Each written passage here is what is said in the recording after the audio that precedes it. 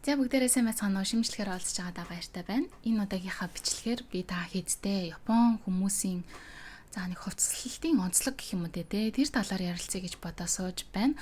Өнгөрсөн дугаарт болохоор би японочууд яагаад 12 давхар кимоно өмсдөг бэ гэдэг сэдвээр ярьсан шүү дээ. Тэр бичлэгийг бас жоохон бага үзэлцтэй байлаа шүү та хэд тэрийг бас сонирхож үзээрэй гэж бодож байна. Яагаад гэх юм бол японочуудын хувцаслалтын соёлыг ойлгоход дээр үеийн тэр өмсдөг хувцас уламжлалт хувцсуудыг ойлгоснороо одоо үеийн хувцаслалтуудын зарим элементүүдийг ойлгох боломжтой юм болов уу гэж би бас боддог. За тэрний нэг жишээ болсон хувцаслалтын онцлогийн хамгийн ихний нэг жишээ болох олон давхарлаж хувцас өмсдөг гэдэг сэдвийн талаар ярьцгаая. Яагаад гэх юм бол өмнөх дугаар дээр 12 давхар кимоно яагаад өмсдөг юм бэ гэдэг талаар ярьсан шүү дээ. Яагаад гэвэл тэр чинь 12 давхар кимононых нь өнгөөрнтэй тэр хүмүүсийнх нь нийгмийн давхарга баг боловсрал дээрсэн соёлтэй эстетикийн тэр мэдрэмжийг нь хүмүүс харж тодорхойлдог байсан. Яагаад гэвэл тэр үед эмэгтэйчүүдийг нүрээ бусад хүмүүст харуулахыг зөвшөөрдөггүй байсан учраас хувцсныхан дээр давхарганых нь өнгөөр нь тэр хүмүүсийг илэрхийлж олж мэдэх ойлгох боломжтой байсан гэдэг талаар ярьж ирсэн шүү дээ. За яг тэрэн шиг тэр 12 давхар нь хаашаа юм бэ? Гэхдээ өнөө үеийн хүмүүс тэр олон давхар хувцсыг өмсөж явахдаа бол юу олон давхар юм өмссөн гэж бол харахааргүй хэмжээнд хүрсэн гэж би бол бодож байгаа. Жишээлх юм бол та хэдэд энэ зураг харагдаж байгаа болоо гэж бодож байна. Ер нь бол өвлийн бишээ зуны 35, 38, 40 хэмжээ хүрч халдсан штэ. Тэгэхдээ халахтаа юм чиглэг халуун байдаг учраас маш их хөлс гардаг Японд бол тийм учраас энд хувцаслалтын давхаргууд нь жишээлх юм бол яаж явдаг вэ гэдгийг та хэдэд сонирхуулъя. Дотор хувцас гэж явж байгаа. Тэрний дээгүүр нэмгэн эйризм ч юм уу те хиттек нь явж байгаа. Энэ нь биеийн халууныг барих эсвэл биеийн хөлсийг хурдхан шиг шингээгээд гадагшлуулах зорилготой бол тэрний дараа үндсэн энэ бодволк нь байдаг ч юм уу те аль эсвэл цамц нь байдаг юм уу тэр нь орж ирээд тэрнийхээ гадуур нь ахиад нэмээд палаажч байдаг юм уу эсвэл тэрний гадуур нь ахиад нэг юм уртхан шиг нэмгэн цамц байдаг ч юм уу те тиймэрхүү юм өмсөх байдлаар ингээд ерөн дээрээс нь ингээд давхарлал байдаг. Би бол анх ингээд Японд ирэхээс өмнө өөрийнхөө дотор хувцастай левч мөвч гэж юм өмсөнгүүтээ шууд гадуур нь ийм бодвол гэнтрэ өмсөд л явдаг байсан бол энд хурж ирэнгүүт ингээд 2 3 давхар юм бас ингээд давхарлал өмсөд явдаг болсон. Яагаад гэх юм бол тэрийг өмснөөрөө зуны хар халуун хүмүүсийг ингээд харахаар нуруу муруу ингээд хүс болоо хөлрөөд ингээд норцсон юм чийдэж штэ.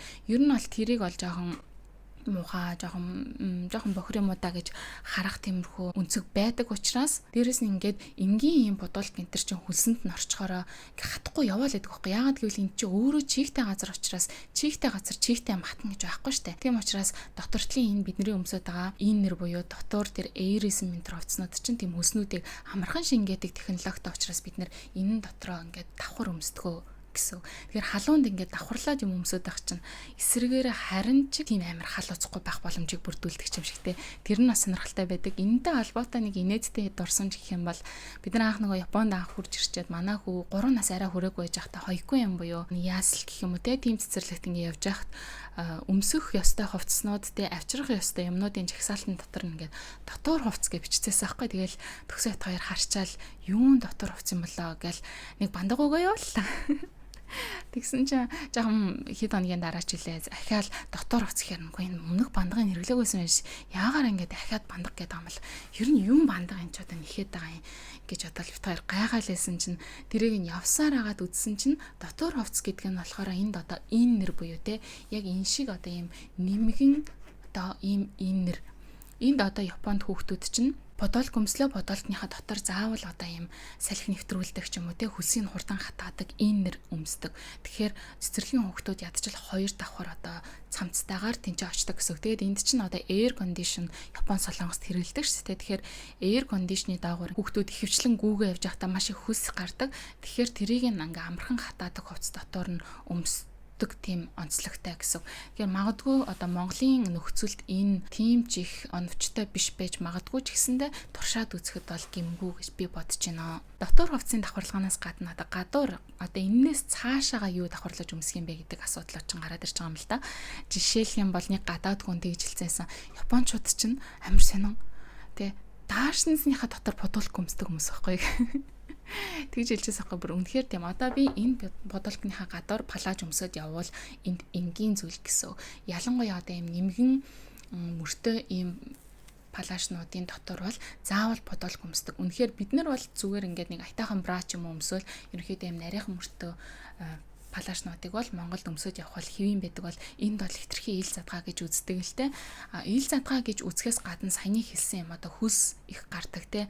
Ингээл хүс нурууных нь хүс ингээл доошоо гоожол палажаа норгоол ингээд явах чинь одоо тийм сайхан зүйл биш байхгүй. Тийм учраас ерөнхийдөө доторх инрээ өмсөн тэгээд дээгүүр нь бодолкоо өмсөж нарнаас ч юм уу одоо өөрийнхөө арсыг хамгаалах гэдэг ч юм уу маш олон үүргүүд байгаа учраас тэр олон ямиг давхарлаж өмсдөг. Тэгтээ мэдээж тэрийг ингээл өөс давхарлаад өмсөдэй гэхгүйгээр тэрэн дундаа бас яаж айтайхан стайлтай байх вэ, стайлинг хийх вэ гэдэг юмаа энд одоо бодож олдгоо гэж хэлж болно. Тэгтээ сүүлийн үед ингээ хараад хахад бодолтын дээрээ нарийн мөртөө одоо мак өмсөх ч юм уу, нарийн мөртөө палашнуудаа давхарлаж өмсөх нь бас дэлхийд дахинд ерөнхийдөө тренд болоод эхэлсэн юм шиг санагдсан. Би Монголд бол тиймэрхүү хувц өмссөн явж байгаа хүмүүсийг бас мэрсэр харсан. Тэгэхээр тийм одоо ойлгож эхэлж байгаа болоо гэж бодож байна. Гэхдээ энд бол одоо стайлинг гэхээс гадна цаг агаарынхаа уур амьсгалтай ялцчихгүй тассан зөгцөөд одоо тэрийг өмсдгөө гэж хэлж болно. За хоёрдугаарт миний яриа гэж бодож исэн юм бол өнгөний тухай байгаа. Японд бол ерөнхийдөө та хэд хүрээд ирэх юм бол бейж буюу шаргал, тэгээ цагаан, тэгээ бор гэсэн одоо юм нэг гурван өнгөний хослол бол бүр маш их харагддаг. За энэ дээрээ яг уу энэ хослолууд дээрээ нэмээд аксессуарис цүнх ч юм уу те эсвэл гутал бусад зүйлсүүдээрээ жоохон ганц нэг юм өөр өнгийг оруулж ирж ингэж хослуулж тэр одоо хувцаа жоохон ингэж өөрчилж гоё болгодог гэсэн. Яагаад ер нь ийм уйтгартай жимшигтэй шаргал өнгийн цагаан өнгөтэй бор өнгөтэй юмнуудыг өмсөд байдгийг гэх юм бол мэдээж бас цаг агаарын онцлог энэ уур амьсгалын нөлөө гэж байж байгаа. Яагаад гэх юм бол энд чинь жоохон тийм тод өнгийн юм өмсөд ингээ явангууд амар амархан ганцдаг. Яагаад гэвэл энд чинь ингээ хүс их гардаг гэж хэлсэн шүү дээ. Би зөвхөн одоо ер нь зуны уйлрал дээр төвлөрч яриад тах шиг байна. Одоо ингээ зун байгаа учраас хүс их гардаг учраас бид нэр хүстэй юмнуудаа бол өдөр болгон угаадаг. Ерөнхийдөө угаалга бол халтар ямыг угаах гэхээсээ илүүтэй тэр хөлсөө арилгах зорилготой гэдээ баг ойлгочихж болно. Тийм учраас анх хурж ирээд би Японы угаалгын машинуудыг арай дэндүү зөөлөн тийм юутэй ерөөсөө юм жоохон толб мол болчих юм бол тэрийг ингээ арилгаж чаддаггүй. Гэтэл Монголд ч манай нөгөө нэг гар угаалгын машинууд ч юм бол та ваа гэл нөгөө нэг амар гоё ялгаа гаргаад ирдэг. Тэгээ энд ч болохоор чинь нэг сонин олиггүй энэ угаалгын машин. Угаалгын нутган ч гэсэнтэй хитрхи зөөлөн ер нь л нэг л таалагдж өгдөггүй байсан. Ингээ амьдраад ирээд ах үед ер нь угаалгын машиныхын зорилго нь бол ер нь тийм юм байна. За тэр толб молбнуудыг бол толб интерээр арилгаад тэгээд угаалгын машин руугаа хийх юм байна гэдэг ямыг ойлгосон. Тэгэхээр өдөр болгон юм угааж байна гэдэг чинь энд чинь хичнээн одоо зөөлөн модоор угааж байгаа ч гэсэндээ амархан өнгөн ганцтай байна. Тэгэхээр энэ цагаан болон шаргал бор өнгөнүүд чинь ингээд угаагаад тогтсон харин ч эсрэгээр ингээд өнгө нь гоё болд юм байна гэдгийг ойлгосон нэг шалтгаан байна. Хоёрдугаар мэдээж хэрэг цэвэрхэн байна гэдг нь өөрөө гоо сайхных нь стандартын нэг юм нь болж явж идэг юм шиг санагддаг. Кирэ дане гэж хэлдэг байхгүй. Кирэ дане гэдгийг хоёр утгаар хэлээд идэг. Нэг нь одоо үзэсгэлэнтэй юм аа. Гоё тийм сайхан эмэгтэй авах юм бол сайхан эмэгтэй байх шүү гэх юм бол кирэ дане. Дээрэс нь гоё цэвэрхэн ямиг харах юм бол ямар гоё кирэ дане, кирэ дэснэ гэж хэлдэг байхгүй. Тэгэхээр ерөнхийдөө тэр сайхан гэдэг ойлголт чинь өөрөө цэвэрхэн гэдэг ойлголтойгоо хамт явж идэг учраас тэр нэг цэвэрхэн гэдэг утгаа илэрхийлэхийн тулд ялцчихгүй тэр нэг цэвэрхэн цагаан гэдэг нь хамтдаа ингээ уягтай яваад байгаа шүү дээ. Тийм учраас тэр өнгийг илүүтэй хэрэгэлдэм болов гэж би бас боддгоо. За тэгээд энэ цайвар өнгнүүдээс гадна мэдээж одоо цайвар одоо ягаан, цайвар цэнхэр тэгэнгүүтээ хөх өнгө, хар өнгө гэх мэт өнгнүүд бол ерөнхийдөө бас миний ажигласнаар бол нэлээд өргөн ашиглагддаг. Тэрний оронд бол амар тод улаан өнгөтэй ч юм уу, амар тод ягаан өнгөтэй ч юм уу тиймэрхүү юм өнгнүүдийг бол ашиглаж байгаа нь жоохон ховор харагддаг ч гэсэндээ мэдээж ингээд тэр дундаас ингээд онцгороод ингэх юм бол заримдаа ямар гоё харагдаж байна гэдэг ч юм уу тиймэрхүү бодлоод байдаг. Тэгээ мэдээж нөгөө нэг олонний нүдэнд нэг их өртөөд ах дургу хүмүүс ерөнхийдөө байдаг учраас ингээд нэг хүний олонний анхаарлын төвд орж ирснаас гэж бодоод тийм даруй хөнгнүүдийг сонгох тохиолдлууд мэдээж бас байгаа. За 3 дугаарт нь бол энэтэйгээ холбогдуулаад өргөжлүүлээд орчих гэж бодож байна. Энэ нь бол одоо хитрхи хичээсэн юм шиг харагдахаас зайлсхийдэг гэх юм уу да тий. Энэ бол одоо нэлээд тийм нюанстай ойлгох жоохон хэцүү зүйл юу вэ гэх юм бол хитрхи стайлтай байж болохгүй заа юм чи хитрхи стайлтай байж болохгүй. Гэхдээ бас хитрхи одоо уйдгартай байж болохгүй юм шигтэй. Тэр хоёрын тэр нэг голын зааг завсрыг олох одоо амар чухал байдаг. Энэн дээр миний ярьж байгаа зүйл бол Японд чинь одоо стрит стайл гэдэг ч юм уу те гой хувцалдаг Японы загварын өнгө төрхийг тодорхойлж байгаа одоо гой гудамнууд ч юм уу те хотууд тэр дүүрүүд гэж тусдаа байж байгаа. Тэгээд дээрэс нь өөрийнхөө гой хувцлаад явдаг хүмүүс гэж байгаа. Тэр биш. Ерөнхийдөө олонх нийт гэдгийг ярьж байгаа гэдгийг ингээд цохон тэмдэглэж байгаа шүү. Тэ гой хувцалдаг гой хүмүүсээс тусдаа ерөнхийдөө энгийн амьдралаар амьдарч байгаа. Энгийн зүгээр ингээд урсгалаараа явж байгаа хүмүүсийн тухай би ярьж байгаа гэдгийг тэ дахин цохон тэмдэглэх хэрэгтэй байна. Тэгээд тэр хүмүүсийн хувьд бол ерөнхийдөө хитрхи гоё юм шиг ингэж харагдах, хитрхи хичээсэн юм шиг харагдахыг жоохон ичмээр зүйл, жоохон ичхтэр зүйл гэж боддог байхгүй юу? Жишээлх юм бол амар кул хар нүдний шил зүгээд ингээд явж явах юм бол арай жоохон кул, арай л кул юм уу да.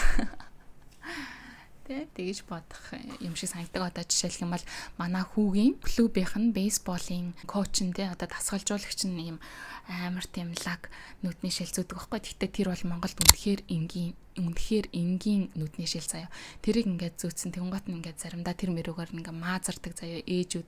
Одоо коуч те одоо каккойсуги энтер гэдэг ч юм уу те бүр арай дэндүү кул юм аа энтер тэгээд тэнгуут нь яа ингээ үгүй гэдэг ч юм уу те тэр нь одоо үнэхээр тэр хүн ажил мэргэжлийнхаа онцлогтойгоор холбоотойгоор тэр одоо нүдний шилийг зүүж байгаа ч гэсэндээ тэрүүгээр ингээд цаашлуулж байна гэдэг чинь ерөнхийдөө те хитрхи тийм одоо кул байх нь жоохон ичмэр юм шиг тийм болчдөг бас тал байгаа. Гэхдээ тэр бол мэдээж энгийн хүмүүсийнхаа дунд шүү гэдгийг ингээд бүр дахин хэлмээр санагдаж байна. За тэгээд дээрэс нь одоо амар гоё даашинз өмсөхтэй бие барьсан.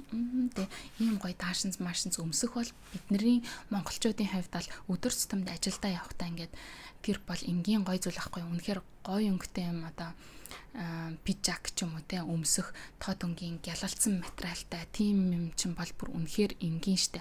Энд бол ингээд хитрхи хичээсэн юм шиг, хитрхи гоё харагдах гэж хичээсэн юм шиг. Эсвэргээрээ энгийн материалтай, энгийн өнгөтэй тиймэрхүү зүйлсээрээ яаж хэрхэн одоо гоё харагдах вэ гэдэг дээрээ илүү санаагаа одоо зовоодог гэх юм уу та те. Магадгүй энд юм тийм те даавуу материалаас өөр материалтай юм өмсөж явах юм бол одоо тэр хөлс нь гараад ирэх юм бол яах вэ гэдэг асуудал чинь гараад ирэх учраас тэрийг өмсөхгүй угаасаа. Магадгүй цаг агаар нь тохиромжтой байсан бол одоо яаж галзуурж яхахыг бол бид нар мэдэхгүй шүү дээ тий. Тэгээ энэ асуудлаас болоод би бол жоохон одоо бас заримдаа хэцүү байдалд ордог. Яагаад гэвэл би ч одоо монгол хүн байна да тий. Бас ингээд нэг айтаахан гоё моё хувцалмаар ингээд санагдана.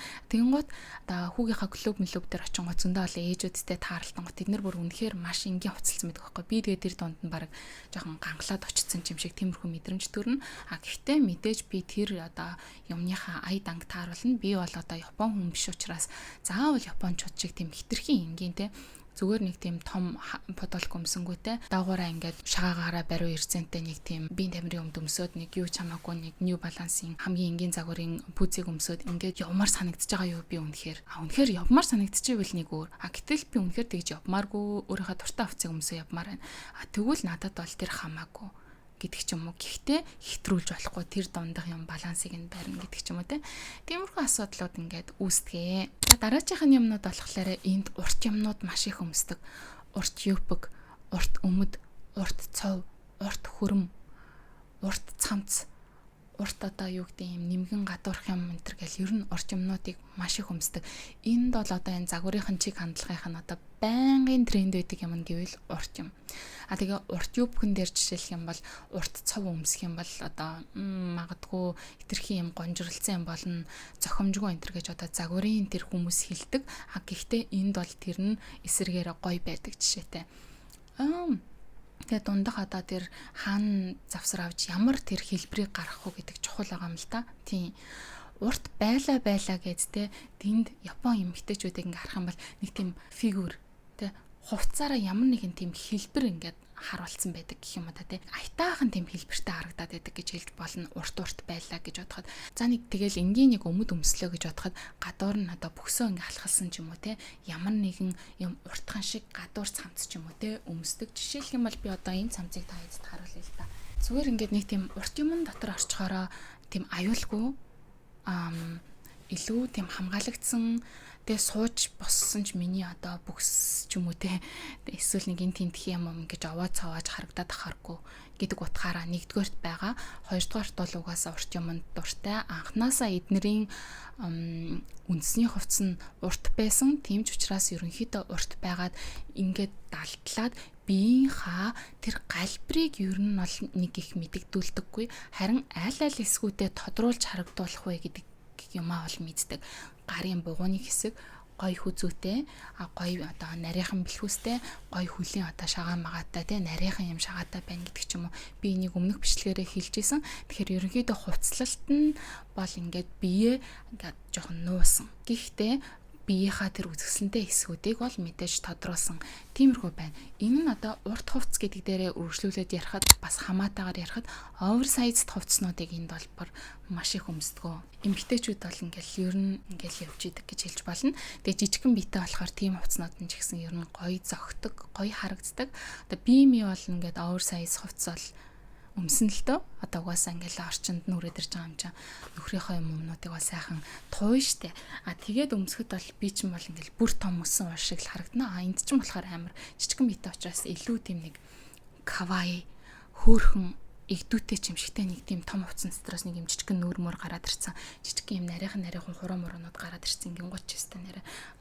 Харагч юм чи би ч юм бол ерөөсөө эсэргээрээ нэг тийм мөсөн уул муул одоо нүүж явж байгаа юм шиг ер нь тэгэж харагддаг. Тэгэхээр одоо тэр биеийнх нь онцлог монцлогтой нь бас хамаатайгаар энтхийн стайлинг явж байгаа.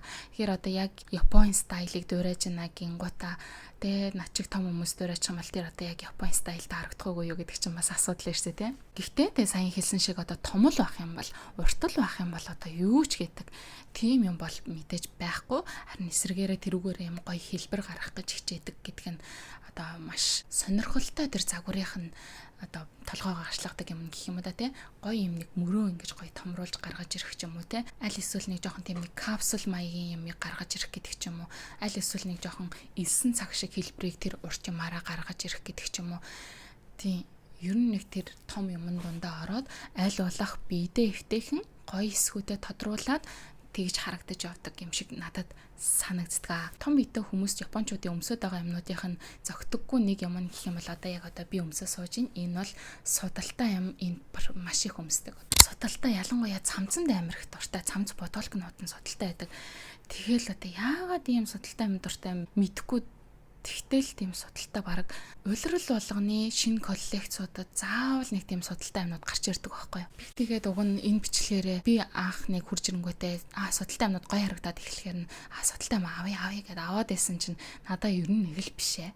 Тэгээ ер нь би ер нь одоо ялангуяа би ч дээгүүрээ нэлээд махлаг хүн чинь дээгүүрээс юм хөндлөн судалтай хүмүүсэд хар ер нь нэг л биш юм байна гэдгийг ойлгосон учраас авахаа болсон гэж ярина гэж бодож исэн чинь яг тэрийг өмсөө суудсан байж ах юм. За тэгээд дээрэс нь энэ одоо японочдын стайлингийнх нь фэшнийх нь заяа. Гэхдээ миний ярьж байгаа юм бол одоо ультра casual формал ерөнхийдөө тэр талаас нь ярьж байгаа шүү дээ. Тим хүмүүст одоо бүх хүмүүст байдаг нэг хувцас бол One Piece. One Piece-ийг бол ер нь энд бүр маш их өмсдөг. Одоо саяхан хэлсэн би ийм нарийнхан мөртэй One Piece-үүд байна те. Эсвэл зүгээр яг энэ шиг ийм t-shirt, дээдл нь ийм t-shirt хэлбэртэй юм One Piece-үүд байна. Энэ бол бидний хэлдгэр бол мэдгүй One Piece энэ гэж яриад тахаар зоо аним яриаггүй л гоо тэгэл анх хурж ирж байхдаа бодож исэн чинь ерөнхийдөө нэг юм урт гонжирлцсан л нэг юм биг хэлж байгаа юм бэлээ л те. Тэрийгээ бол янзаар стайлинг хийж өмсдгөө. Дотор нь одоо гоё захтай хувцснууд өмсөх, аль эсвэл зүгээр л энгийн t-shirt, подвалк урт танцуудаа цамцыг өмсөөд тэгэл гоё янзын One Piece-үүдээ тэрэн дээр ингээд өмсөд явдгаа. Би дэвтэйхэн байдаг юм шиг байна лээ.